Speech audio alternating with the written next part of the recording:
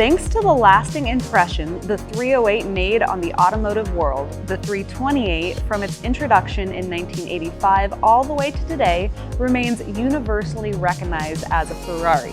However, the wedge shape and Pininfarina design with the scaglietti coachwork on the 328 can be recognized in any color, even the more rare and unique combinations such as this stunning white example, making it a car that truly stands out in a crowd.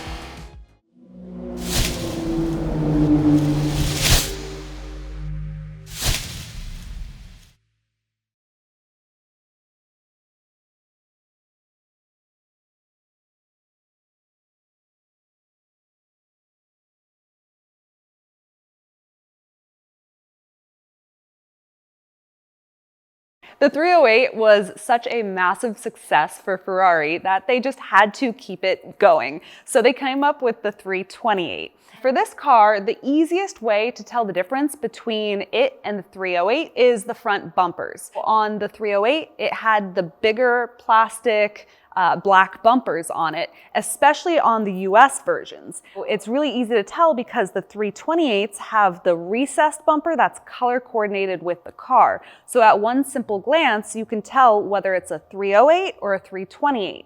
They also made two different versions of the 328. In 1985, when they came out with the car, they had their standard 328.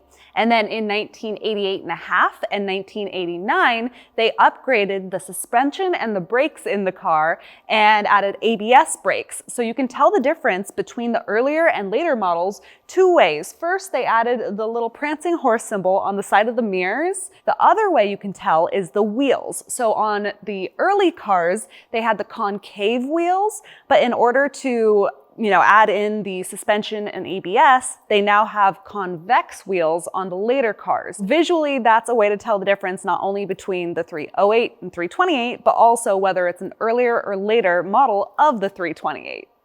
The Ferrari 308 was a huge success, and they made about 12,000 cars. So with the 328, they kept that going, and they made about 7,400 of the 328. Now that's worldwide production, not just here. Out of that, only about 2,700 cars came to the US from new.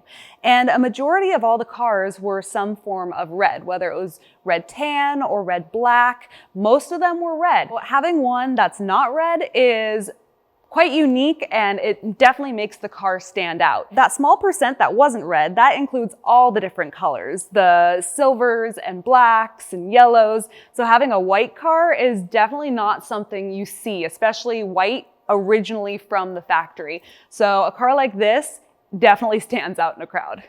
The biggest mechanical difference between the 308 and 328 is the engine. In the beginning, they were 2-valve, and then they went to injected and then injected 4-valve. They kept the injected 4-valve for the 328s, which is why it's called the Quattrovalvole. They also upped the displacement to 3.2 liters. So that added about 30 horsepower onto the car, from 230 to about 260. So they are a bit more powerful than your earlier 308s.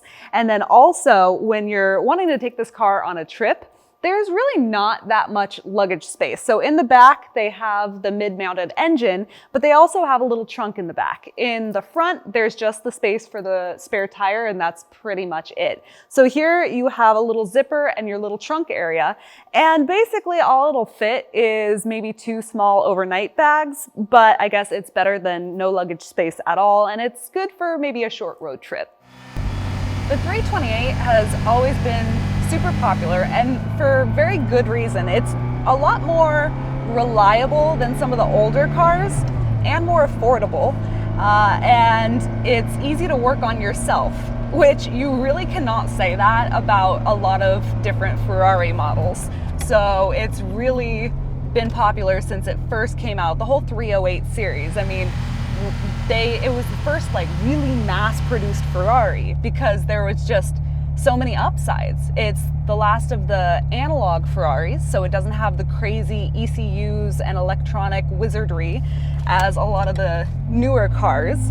And if you think about newer cars, I mean, basically you don't have mechanics anymore. you have coders. So if you take your new Ferrari into a shop, they plug it into a computer and they figure out what's wrong that way.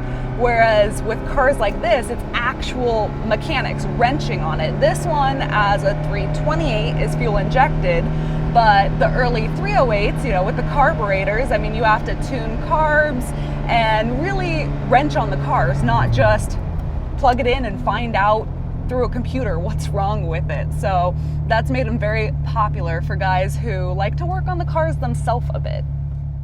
Because of their reliability and ease of maintenance and just the pure joy of driving them, the 308s and 328s have always been a fan favorite. Add in the fact that this color is white instead of your typical red, and these cars can still be bought for under $100,000. They're really one of the best bargains in the market today, and they're just such a pleasure to drive that it's no wonder that they've stayed so popular throughout the years. So I hope you guys have enjoyed this video. If you liked it, then please subscribe and stay tuned because we got a lot more content coming very soon.